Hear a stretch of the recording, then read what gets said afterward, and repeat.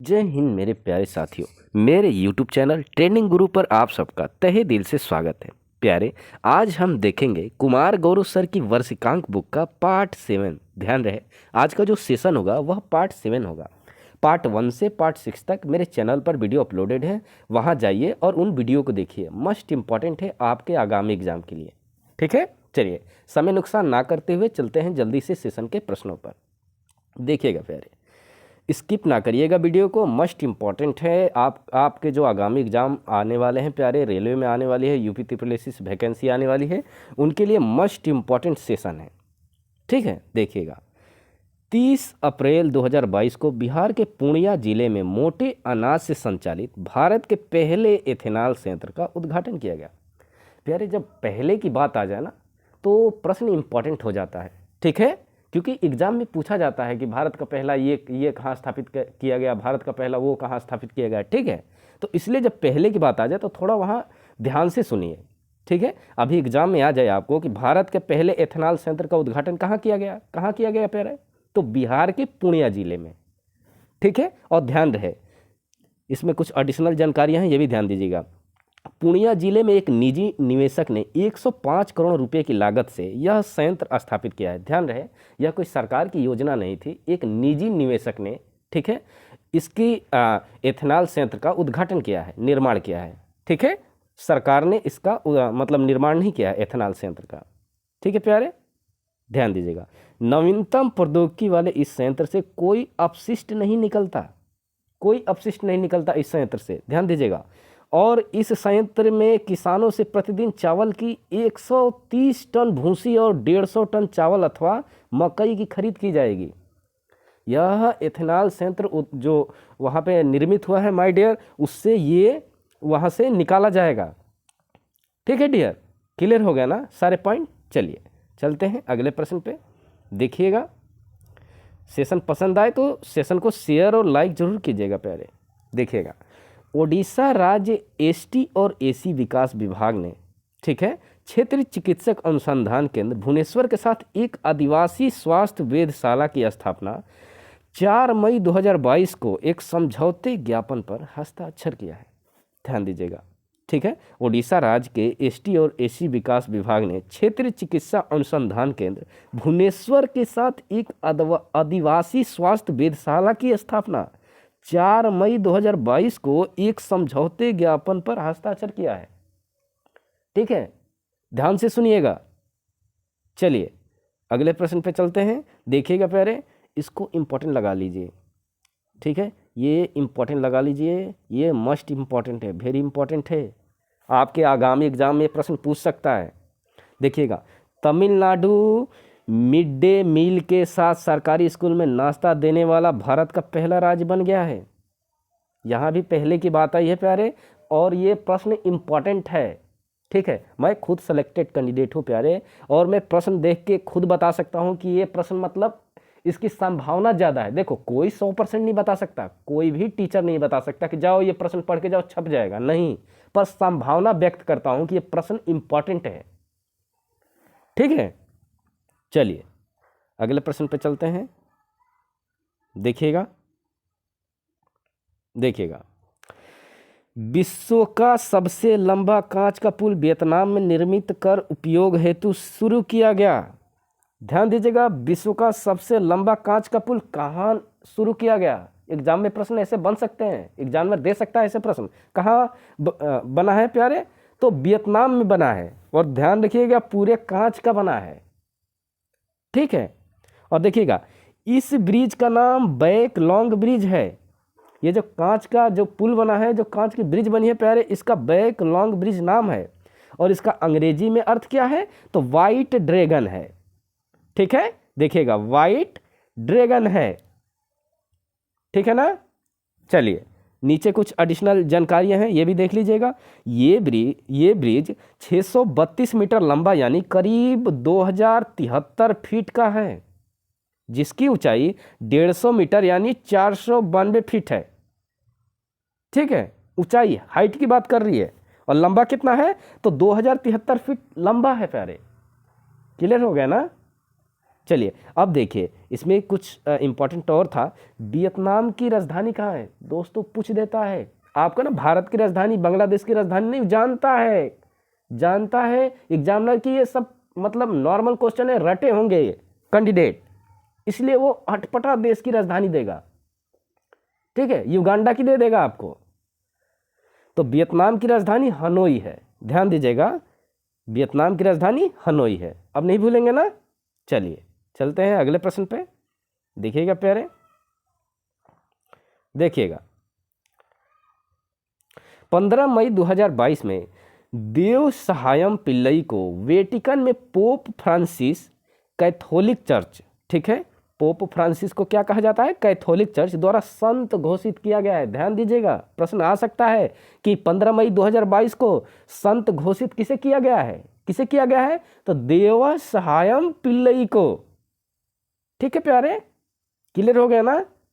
चलिए अगले प्रश्न पे चलते हैं दोस्तों। अगला प्रश्न देखिएगा, देखिएगा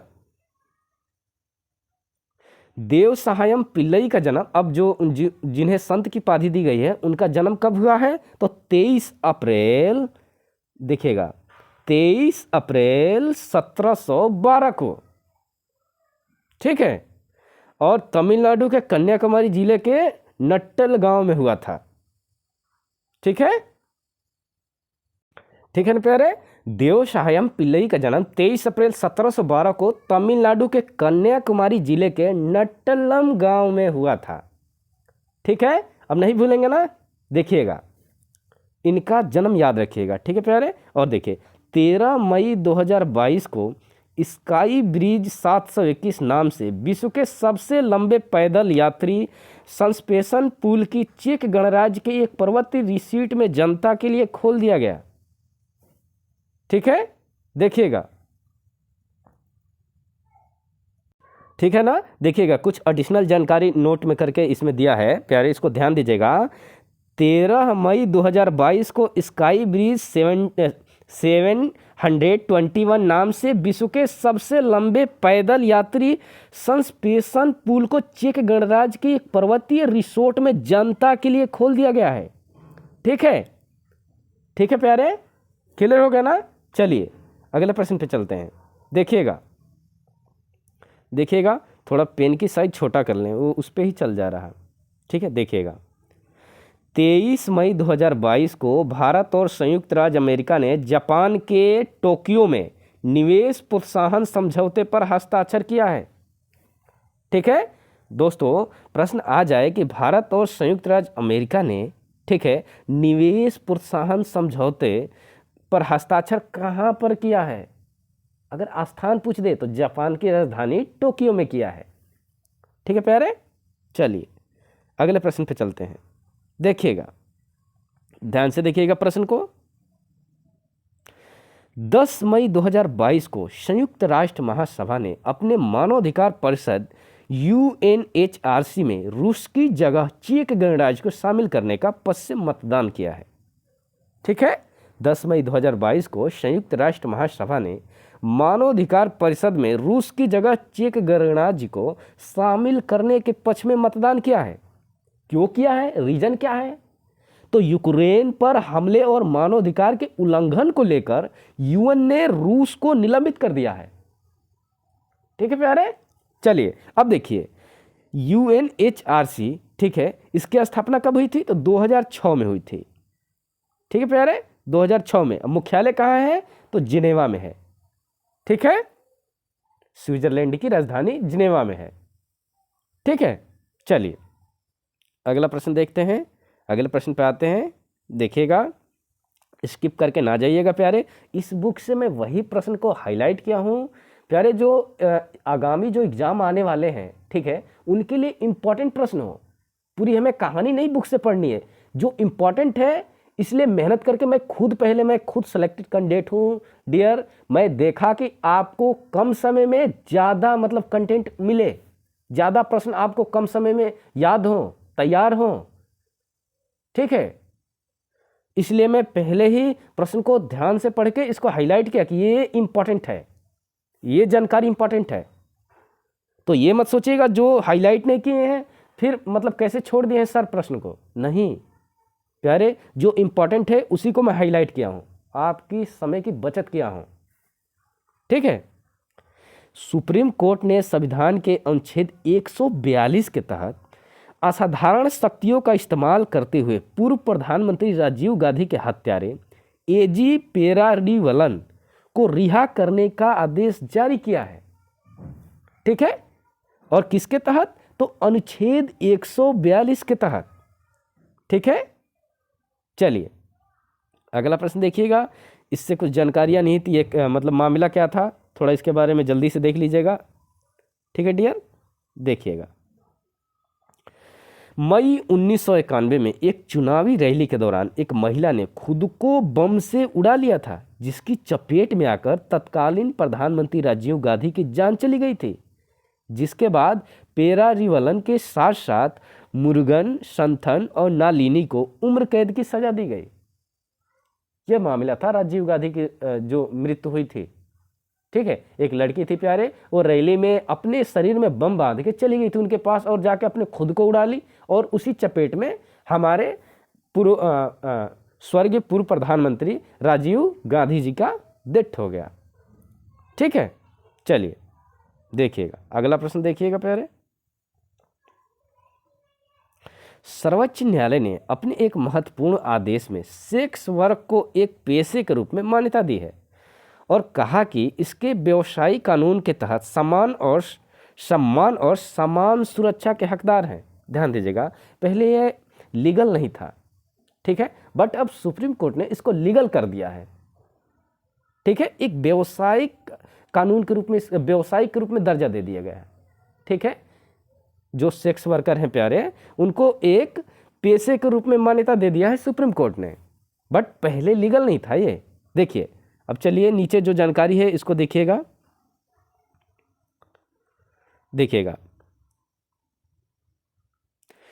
सर्वोच्च न्यायालय ने संविधान के अनुच्छेद 142 के तहत अपनी विशेष शक्तियों का इस्तेमाल किया है।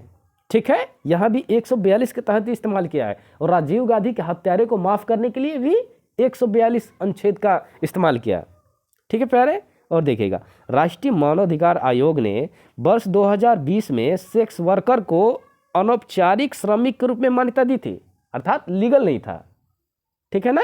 देखिएगा, और सितंबर 2018 को सुप्रीम कोर्ट ने नवेतेज सिंह जौहर बनाम यूनियन ऑफ इंडिया केस में भारतीय दंड संहिता 1860 की धारा 377 के तहत, सब ध्यान दीजिएगा, ठीक है, तहत, ठीक है, अपने ऐतिहासिक फैसले में होमोसेक्सुअलिटी, समलैंगिकता को, ठीक है, अपराध की श्रेणी से मुक्त कर दिया है। ठीक है प्यारे, अब ये अपराध नहीं रह गया है। देखिएगा, अब भारत में सहमति से समलैंगिक यौन संबंध अपराध की श्रेणी में नहीं है। यदि कोई दो मनुष्य समलैंगिक संबंध बना रहा है तो लीगल है। ठीक है, बट सहमति से, जबरदस्ती नहीं। जबरदस्ती रेप की श्रेणी में आ जाएगा प्यारे। चलिएगा देखिएगा अगला प्रश्न। देखिए, भारतीय प्राणी विज्ञान JSI और कलकत्ता विश्वविद्यालय के वैज्ञानिकों ने अरुणाचल प्रदेश में बंदर की एक नई प्रजाति सेला मकाक की खोज की है। प्रश्न आ सकता है बिल्कुल कि जो बंदर की एक नई प्रजाति खोजी गई है उसका क्या नाम है। एक प्रश्न ये बन गया, सेला मकाक। और इस प्रजाति की खोज किसने किया है? तो भारतीय प्राणी विज्ञान सर्वेक्षण ने, और कोलकाता विश्वविद्यालय के वैज्ञानिकों ने अरुणाचल प्रदेश में बंदर की एक नई प्रजाति खोजी। कहाँ पर खोजी? अरुणाचल प्रदेश में। 3-4 प्रश्न बने इसमें से। ठीक है, देखिएगा, और इसमें ध्यान दीजिएगा, JSI की निदेशक द्युति बनर्जी, पहले यहीं पर रुक जाइए। JSI की निदेशक कौन है? ये मोस्ट इंपॉर्टेंट प्रश्न है। ठीक है, JSI की निदेशक कौन है? द्युति बनर्जी है, यह ध्यान रखिएगा। और दोस्तों अब आगे बढ़िए। बनर्जी ने कहा कि सेला मकाक नाम की नई प्रजाति, ठीक है, राज्य के पश्चिमी और मध्य भागों में पाई गई। ठीक है, जो दोस्तों JSI की निदेशक द्युति बनर्जी हैं, ठीक है, यह जानकारी मीडिया के सामने प्रस्तुत की। ठीक है, देश को बताई कि ये मतलब ये प्रजाति यहाँ पर पाई गई है। ठीक है प्यारे, चलिए अगले प्रश्न पे चलते हैं, देखिएगा ध्यान से। समान नागरिक संहिता, स्किप ना करिएगा, ठीक है डियर, स्किप करके ना जाइएगा, अंत तक बने रहिएगा। कई प्रश्न बन जाएंगे इस 20 मिनट के 25 मिनट के सेशन से, ठीक है। देखिएगा, उत्तराखंड सरकार ने समान नागरिक संहिता को लागू करने के लिए एक मसौदा समिति की घोषणा की है, ठीक है। अब प्रश्न कैसे बन जाएगा कि मसौदा समिति की घोषणा, ठीक है, समान नागरिक संहिता को लागू करने के लिए कौन सी सरकार ने यह योजना बनाई है? तो कौन सी सरकार? उत्तराखंड की सरकार ने, ठीक है ना, ध्यान रखिएगा। और देखिए नीचे, इस समिति की अध्यक्षता सेवानिवृत्त सुप्रीम कोर्ट की न्यायाधीश रंजना देसाई कर रही हैं। ध्यान दीजिएगा, इस समिति की अध्यक्षता कौन कर रही है? तो सेवानिवृत्त सुप्रीम कोर्ट की न्यायाधीश रंजना देसाई कर रही हैं, ठीक है प्यारे। ये भी याद रखिएगा, इस समिति की अध्यक्षता किसके पास दी गई है। चलिए अब नेक्स्ट पॉइंट देखिए, इसमें समान नागरिक संहिता का अर्थ है भारत में रहने वाले प्रत्येक नागरिक के लिए समान कानून, फिर चाहे व्यक्ति किसी भी धर्म या जाति का हो। सॉरी दोस्तों, ठीक है ना, ये समान नागरिक संहिता का अर्थ है। चलिए और देखिए, इसमें वर्तमान में गोवा एकमात्र ऐसा राज्य है जहां समान नागरिक संहिता लागू है। मस्ट इम्पॉर्टेंट लगा लीजिएगा इसको, इम्पॉर्टेंट है। पूछ देगा कि भारत में एकमात्र राज्य कौन सा है जहां पर समान नागरिक संहिता लागू है, तो कौन सा राज्य है प्यारे? तो गोवा राज्य है, जिसका सबसे क्षेत्रफल कम है। भारत में जो 28 राज्य हैं और 8 केंद्र शासित प्रदेश हैं, इसमें से सबसे नहीं, केंद्र शासित नहीं, जो राज्य है प्यारे, उसमें सबसे छोटा क्षेत्रफल वाला ये राज्य है और सबसे बड़ा राजस्थान है, ठीक है। चलिएगा, तो ये हो गया ना, गोवा एकमात्र ऐसा राज्य है जहां समान नागरिक संहिता लागू है। क्लियर ना प्यारे?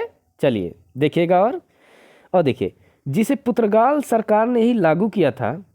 पुर्तगाल जो यहाँ पे पुर्तगाल कब्जा किए थे, ठीक है ना, गोवा को, उन्होंने ही यह लागू किया था। अब वर्ष 1961 में गोवा सरकार उक्त सिविल कोड के साथ ही बनी थी, ठीक है।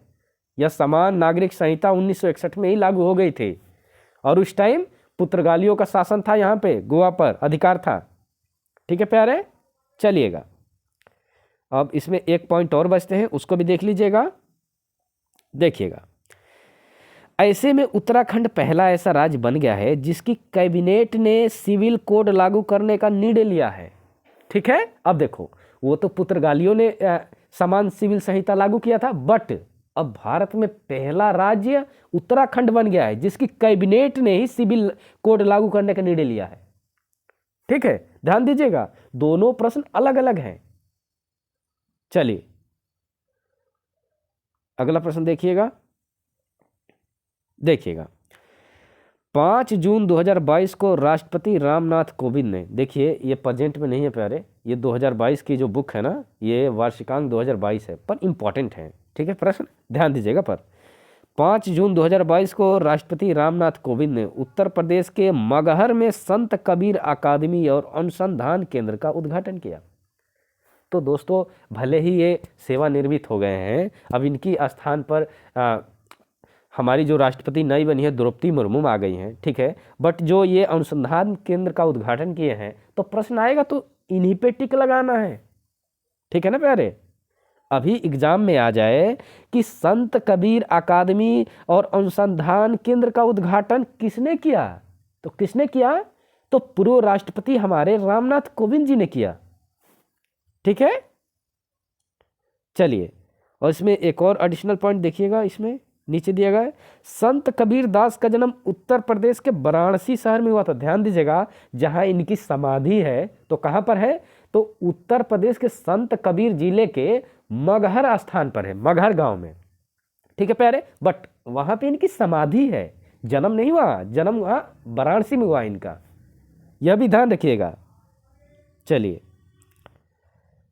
देखिएगा, नेक्स्ट प्रश्न देखिए, उत्तर प्रदेश का आगरा वैक्यूम आधारित सिविल सिस्टम वाला भारत का पहला शहर बन गया है। फिर आ गई ना पहले के बाद, तो थोड़ा यहाँ ध्यान से देखिए।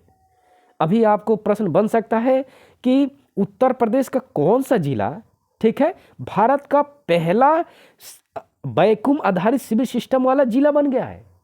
कौन बन गया है? तो आगरा। ध्यान दीजिएगा, उत्तर प्रदेश का आगरा जिला वैक्यूम आधारित सिविल सिस्टम वाला भारत का पहला शहर बन गया है। ठीक है प्यारे, ध्यान दीजिएगा, इंपॉर्टेंट है, इसको इंपॉर्टेंट लगा लीजिएगा। ठीक है, चलिए अगले प्रश्न पे चलते हैं। देखिएगा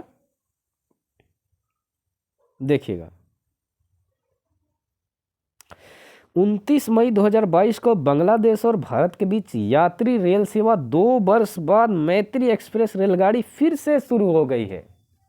दोस्तों, जो मैत्री एक्सप्रेस चलती थी हमारे भारत और बांग्लादेश के बीच, ठीक है, वह 2 साल बाद फिर से शुरू हो गई है। ठीक है, चलिए अगले प्रश्न पे देखते हैं। देखिएगा 1 जून 2022 को भारत और बांग्लादेश के बीच मिताली एक्सप्रेस ट्रेन शुरू की है, जो दोनों देशों के बीच चलने वाली एक तीसरी ट्रेन है। वो तो दूसरी है मैत्री एक्सप्रेस, और बंधन एक्सप्रेस भी है, ये भी ध्यान रखिएगा। ठीक है, और दोस्तों यह तीसरी ट्रेन हो गई है मिताली एक्सप्रेस, जो भारत और बांग्लादेश के बीच चलती है। ठीक है ना, चलिए अगले प्रश्न पे चलते हैं। देखिएगा, इतने बड़े पैसेज में से मेरे को एक प्रश्न इंपॉर्टेंट लगे, जो आपके एग्जाम पॉइंट व्यू से इंपॉर्टेंट थे। ठीक है प्यारे, देखिएगा, ब्राजील में काफ़ी के बागान को फेजेंडा कहा जाता है। मस्ट इंपॉर्टेंट लगाइए, इसको मस्ट इंपॉर्टेंट टैग लगाइए, नोट्स बनाइए साथ साथ प्यारे। जिसको अगर इंपॉर्टेंट टैग लगा रहे उसको तो मतलब समझिए वेरी वेरी इंपॉर्टेंट प्रश्न है। क्योंकि प्यारे मैं जो प्रश्न देखता हूँ ये लगता है कि ये रोटेट हो रहा है एग्जाम में। ठीक है, मैं कई एग्जाम दिया हूँ प्यारे, कुछ एक्सपीरियंस लेके आपको पढ़ा रहा हूँ। ठीक है, और दोस्तों मेरा सेशन लेने का मेन मोटिव यही है कि आपका सिलेक्शन हो, आप एग्जाम में जाएं तो यहाँ से प्रश्न आए, वरना क्या फ़ायदा मेरे सेशन लेने को। मेरी तबीयत खराब है फिर भी मैं बोल नहीं पा रहा हूँ, फिर भी मैं आपके लिए आया हूँ सेशन लेके, फिर मेरा मेहनत करना बेकार है यदि इस सेशन में से कुछ प्रश्न ना फंसे आपके एग्जाम में तो। ठीक है, और आपको मैं ना समझा पाऊँ तो बेकार है मेरा सेशन लेना प्यारे। चलिए, तो ब्राजील में काफ़ी के बागान को फेजेंडा कहा जाता है, याद रखिएगा। ठीक है, चलिए, और दोस्तों आज का सेशन का अंतिम प्रश्न देखिएगा प्यारे। देखिएगा, आज का सेशन का ये अंतिम प्रश्न है। ठीक है, 23 मई 2022 को अमेरिकी राष्ट्रपति जो बाइडेन ने समृद्धि के लिए हिंद प्रशांत आर्थिक ढांचा पहल की शुरुआत की है। ठीक है, प्रश्न आ सकता है कि हिंद प्रशांत आर्थिक ढांचा पहल की शुरुआत किसने की है? तो अमेरिका राष्ट्रपति जो बाइडेन ने की। बट अभी जो हमारा 27 जनवरी है प्यारे, इस टाइम ये नहीं किए थे। ये कब किए थे? 23 मई 2022 को किए थे। सन भी याद रखिएगा, साथ साथ सन भी याद रखिएगा। ठीक है प्यारे, और देखिएगा वर्तमान में इसमें अमेरिका सहित 13 देश शामिल है। ठीक है, ऐसे तो 13 देश पूछेगा नहीं एग्जाम में, पर मैं सोचा कि चलो बता देता हूँ आपको। Bharat, Australia, Japan, Brunei, Indonesia, Korea, Malaysia, New Zealand, Philippines, Singapore, Thailand और वियतनाम शामिल है। ये 13 देश शामिल है। किसमें किसमें शामिल है? तो हिंद प्रशांत आर्थिक ढांचा। ठीक है, जिसका शॉर्ट फॉर्म IPEF है। ठीक है प्यारे, चलिए, तो ये रहा दोस्तों आज का कुमार गौरव सर की वर्षिकांक बुक 2022 का पार्ट 7। ठीक है, सेशन कैसा लगा कमेंट बॉक्स में अपनी एक अच्छा सा सुझाव जरूर दें। ठीक है, प्यारा सा कमेंट जरूर करें कि सेशन आपको कैसा लगा। प्यारे, मेरी मेहनत पसंद आती है, थोड़ा भी ये लगता है कि ये बंदा मेहनत कर रहा, हमारे लिए ही कर रहा, तो मेरे चैनल पर आ ही गए हो प्यारे तो सब्सक्राइब तो कर दो, ना जाओ ऐसे बिना सब्सक्राइब किए हुए। ठीक है, और दोस्तों जो आपके भाई मित्र, ठीक है, जो आपके जो भी मतलब करीबी हैं, वो अगर सीरियस कैंडिडेट हैं, तैयारी कर रहे हैं, उनका सपना है कि हमें गवर्नमेंट जॉब लेनी ही लेनी है प्यारे, तो उनको ज़रूर शेयर कीजिएगा। ठीक है, आपके साथ साथ उनका भी कुछ भला हो जाएगा। ठीक है, ये मैं वर्षिकांक बुक को पूरा ही पढ़ाऊंगा दोस्तों, और जो जितने भी इसमें इंपॉर्टेंट प्रश्न होंगे कम समय में आपको बता दूंगा। ठीक है, वो जो समय बचेगा ना उस एफर्ट को कहीं और लगाइएगा, मैथ में, रीजनिंग में, क्योंकि देखो जीके पूरा तैयार करने से थोड़ी नहीं हो जाएगा। अब 25 में 25 जीके मारा है, क्या फायदा। अब मैथ में पता लगा वो जाकर वहाँ लुल्लू हो गए, 25 में से 5 ही आए, नहीं प्यारे, आपको एवरेज सभी करने हैं। ठीक है ना, सभी करने हैं आपको। ये सोचो, अगर मान लो कोई भी एग्जाम है, उसका सिलेबस है 4, मान लो 25 रीजनिंग, 25 मैथ, 25 जीके और 25 साइंस, तो प्यारे आपको जो जितने भी इसके हैं ना 25-25 क्वेश्चन, इसमें से सब में से एवरेज करने ही करने होंगे आपको। अगर ये लगता है कि मैंने 75 में 75 कर दूं, ये छोड़ो मेरे को जीके नहीं आता है, जीके को इग्नोर कर दूं, नहीं। अगर ऐसे कर देंगे तो इसको पूरा ही इग्नोर कर देंगे तो 75 में से आप कितना बना पाएंगे। कुछ प्रश्न ऐसे आते हैं जो टाइम कंज्यूमिंग प्रश्न होते हैं, जिसको आप नहीं कर सकते, उसको करने लगे तो फिर तो नैया डूब गई एग्जाम में ही। वो एग्जामिनर ऐसे ही देता ही है, वो प्रश्न आपकी नैया डुबाने के लिए देता है वो प्रश्न। तो आपको जो सिलेबस है उसके अकॉर्डिंग तैयारी कीजिए। ठीक है, जो पेपर आपको देने हैं, जो टारगेट है उसके सिलेबस के अकॉर्डिंग तैयारी कीजिए। ठीक है, और सारा जो वेटेज है उसको बरोबर रखिए। ठीक है, ये नहीं कि आपका एक कमजोर है तो उस पर ध्यान ही हटा दिए, नहीं प्यारे, आपको सारे पढ़ने हैं, जो सिलेबस में है सब पढ़ने हैं आपको, और सब मजबूत करके जाने वहां पे। अर्जुन की तरह जाने, अभिमन्यु की तरह नहीं जाने आपको, तब जाके एग्जाम क्वालिफाई होगा, फिर जिंदगी मस्त हो जाएगी। ठीक है, फिर फोटो पे फोटो आएगा आपका घर पे कि इनसे मेरे से शादी कर लो, मेरे लड़की से शादी कर लो। ठीक है, फिर जिंदगी समझ में आएगी क्या जिंदगी है। अभी तो झंड रहेगी जब पापा से या भाई से पैसा ले रहे हैं तो। ठीक है, चलिए, तो कुछ ज़्यादा ही बोल दिया प्यारे, क्षमा चाहता हूँ अगर कोई बात आपको बुरी लगी हो तो। आपके लाइफ के लिए बोल रहा हूँ, आप भगवान से प्रार्थना करता हूँ आप सिलेक्शन मिल जाए आपका, आप मेहनत कर रहे हैं, आपकी मेहनत सफल हो जाए।